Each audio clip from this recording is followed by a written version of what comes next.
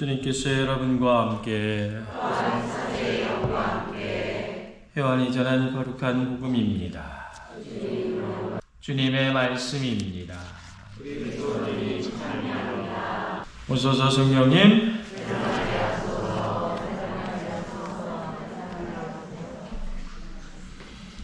어떻게 부활은 잘 지내고 계십니까? 부활 8부축일이니까 결국에 부활의 기쁨을 적어도 이 8일 동안에 성대하게 치르는 건데, 내가 기뻐야 뭐 부활도 전하든 말든 하죠. 그렇죠? 어떻게 기쁘게 살고 계세요? 그렇다잖아요. 거울에 보고 안 기뻐도 기쁘다 행복하다 그러면 기뻐지고 행복해진다며. 그렇죠? 그러니까 안 행복하고 기쁘지 않아도 막 그냥 기쁘다 그래봐요. 그러면 뭔가 바뀔지 몰라. 지속적으로 8부축일 내내 무엇을 듣습니까? 예수님께서 부활하신 부활 사건을 듣죠. 오늘 마리아 막달라나에게 나타나신 예수님의 모습, 내일 엠마오로 가는 두 제자 쭉 들어요. 그러다가 이제 나중에 토마스에게 너는 나를 보고야 믿느냐, 나는 보지 않고 믿는 사람은 행복하다고 쫙 이제 그런 부분들로 가요. 교회는 전래 왜 이렇게 복음들을 하나씩 배치해 놨었을까? 특히 오늘 복음 맨 앞에 왜 마리아 막달라나에게 나타나고 있는 예수님의 모습을 제1번 화요일날 이렇게 배치를 해 놨을까? 여러분들 마리아 막달라나의 모습을 보면 무엇을 봅니까? 제자들과는 좀 다르죠? 그렇죠? 남자들로 꾸려져 있었던 이 제자들은 제가 볼 때 한편으로는 예수님께 바라는 게 너무 많았어요. 속된 표현으로 약간의 거래의 관계가 있었어요. 그러다가 예수님이 돌아가시니까 가진 실망, 때로는 분노, 때로는 슬픔, 이런 거에 말 그대로 주저앉아 버렸는데, 이에 반해서 마리아 막달레나는 어떻게? 거래라는 게 없었던 거예요. 완전히 예수님 그 자체를 사랑했었던 어떤 그 성인이 아니었겠는가. 그러니까 어떻게? 예수님이 이제는 돌아가셔서 마리아 막달레나에게 어떠한 것을 할 수도 없는 상태임에도 불구하고 어떻게? 그 시신이라도 잘 모시기 위해서 찾아오잖아요. 그렇죠? 이게 뭡니까? 사랑의 끝판왕이잖아요. 왜 이래? 맞잖아요. 그렇죠? 우리 부모님들이 아이들 사랑하는 거, 아이들이 뭐 해주려고 사랑하는 거 아니듯이, 부모 사랑이 사랑의 끝판왕이듯이 그 부분이잖아요. 다시 말해서 부활의 기쁨을 산다라는 거, 부활을 체험하기 위해서 교회가 이야기하고자 했었던 것은 무엇인가? 유추해 보면 모든 부활 신앙 안에서의 가장 큰 것은, 예수님의 신앙은 무엇이 기반이 되어야 된다? 사랑이 기반이 되어야 된다. 어떤 사랑? 조건이 없는 사랑, 거래가 없는 사랑, 그 자체로 온전히 사랑하려고 하는 그 모습이 있어야 된다. 그것이 부활신앙의 가장 기본이다라는 것을 이야기하고자 했던, 이것이 있을 때 다른 부활 사건도 느낄 수 있다라는 거예요. 어떻게 해서 조건 없이 사랑하고 계십니까? 예수님을?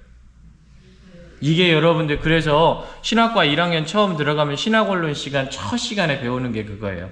어떠한 것을 주지 않는 예수님이라도 하더라도 나는 예수님을 끝까지 영원히 사랑하겠다. 이렇게 하는 게 신앙의 시작이다라고 이야기를 해요. 그래서 우리 신앙의 가장 중요한 부분이 이겁니다. 한 번쯤 생각을 해봐야 됩니다. 여러분들, 우리 공동체 안에서 말 그대로 그렇게 조건 없는 사랑을, 눈에 보이지 않는 예수님을 사랑할 정도니 내 옆에 있는 형제 자매에 대한 사랑은 얼마만큼 대단하겠어요. 그렇죠? 그 사랑이 보여지면 사람들이, 외부에서 예수 그리스도를 믿지 않는 사람들이 그 공동체의 모습을 볼 때 무엇을 볼까요? 사랑하는 사람들 안에서 반드시 예수님을 발견하게 됩니다. 오늘날에 있어서 공동체의 위기와 공동체의 문제가 생기는 가장 큰 이유가 뭐예요? 그렇죠. 사랑이 없어서요. 더 정확하게 얘기하면 조건 있는 사랑이 자꾸만 조건 없는 사랑을 밀어내고 있어서 그래요. 우리 신부님 이렇게 해줬으면 좋겠어. 신부님 이랬으면 좋겠어. 맨날. 이랬으면 맨날.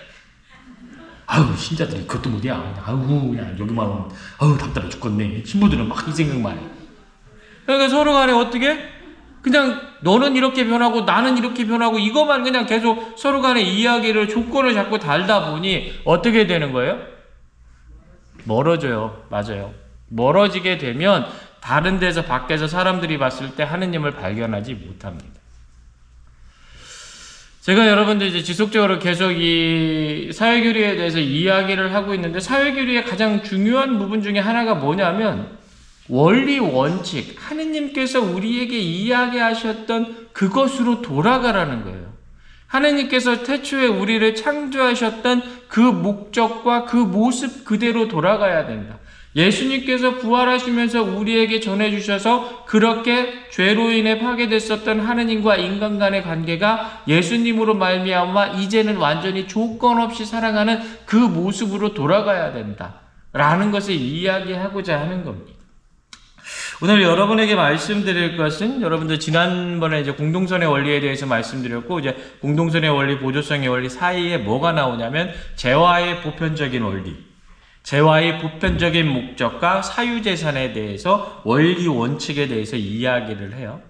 간단하게 말씀드리면, 여러분들 우리가 갖고 있는 재화, 그냥 재산이라고 쉽게 생각을 하면, 이 재산이 있어야 되는 가장 큰 목적은 무엇이냐면 모든 이가 함께 사는 데 있어서 잘 살 수 있게 만들어주는 수단으로서의 유지, 말 그대로 모든 이들이 생명을 유지하는 데 있어서 필수적으로 필요하다라는 겁니다. 그래서 이 재화는 보편적인 성격을 갖고 있어요. 누가 하나가 독점하거나 누구 하나가 가지고 좌지우지 흔들 수 있는 것이 아니에요. 그래서 이 재화는 늘상적으로 어떻게 모든 사람에게 주어진 권리이다. 그래서 이 권리는 모든 경제 사회적 체계와 수단보다 우선시된다. 다시 말해서 여러분들 재산 갖고 계시죠? 재산 없어요? 재산이 있어. 차도 있고 뭐 아파트도 있고 때로는 내 주머니에 용돈도 있고 있어. 그러나 이거의 어떤 모든 것의 근원적인 원리는 뭐냐면 이 모든 것이 있었던 태초의 원리, 인간에게 어떻게 말 그대로 창세기에서 하느님께서 인간이 일을 함으로 인해서 어떻게 살아남을 수 있는 그 모든 것, 그게 단순히 누구 한 명을 지정해서 얻을 수 있는 것이 아니라 모든 인간이 공통적으로 행복하게 재화를 나누어서 사용할 수 있게 돼야 된다. 이게 재화의 보편적 원리예요.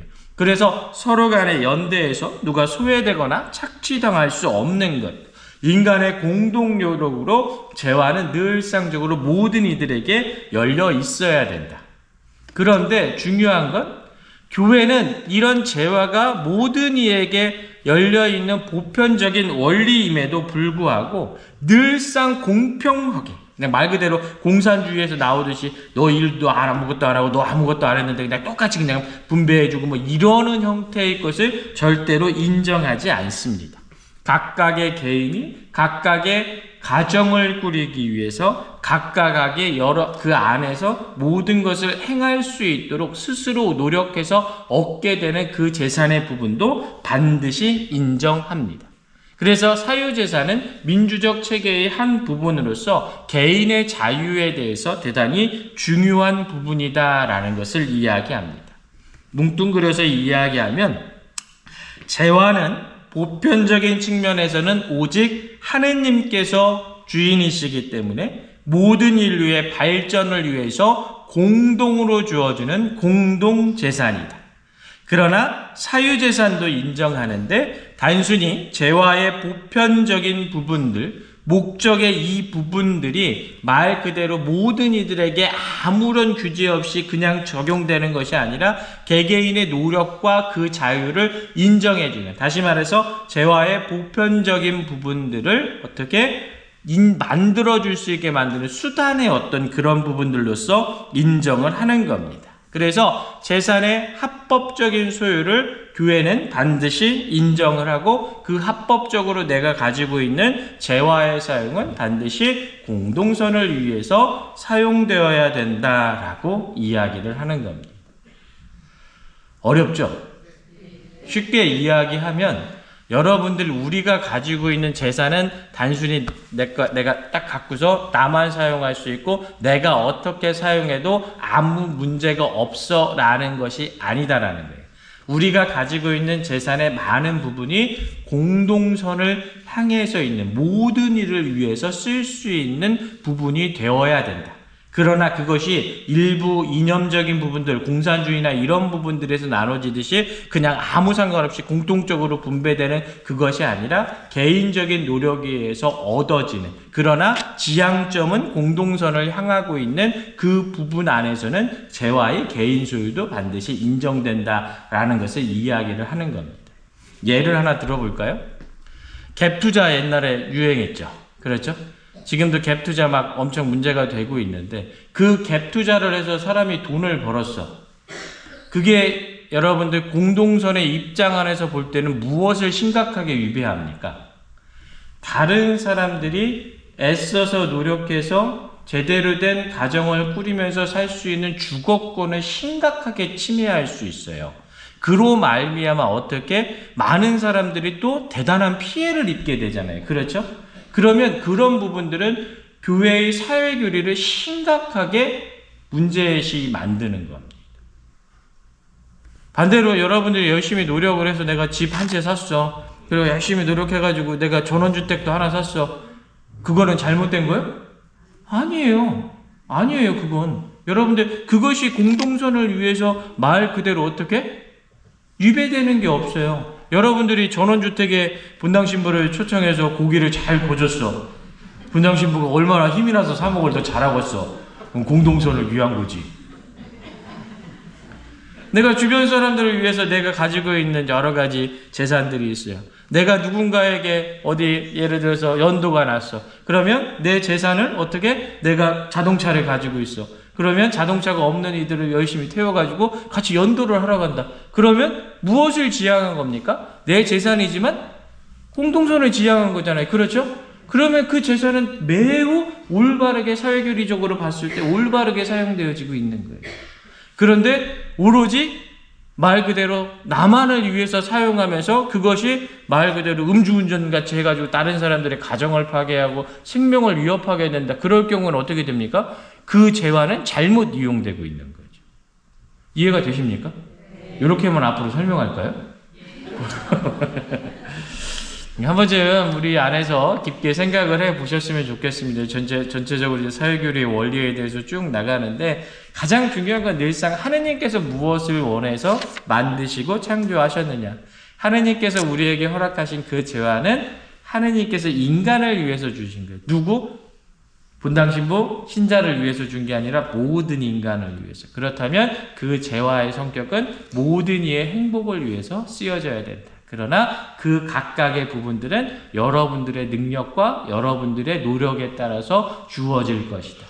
이 부분들이 있다라는 거. 꼭 기억하는 시간들 되시길 부탁드립니다.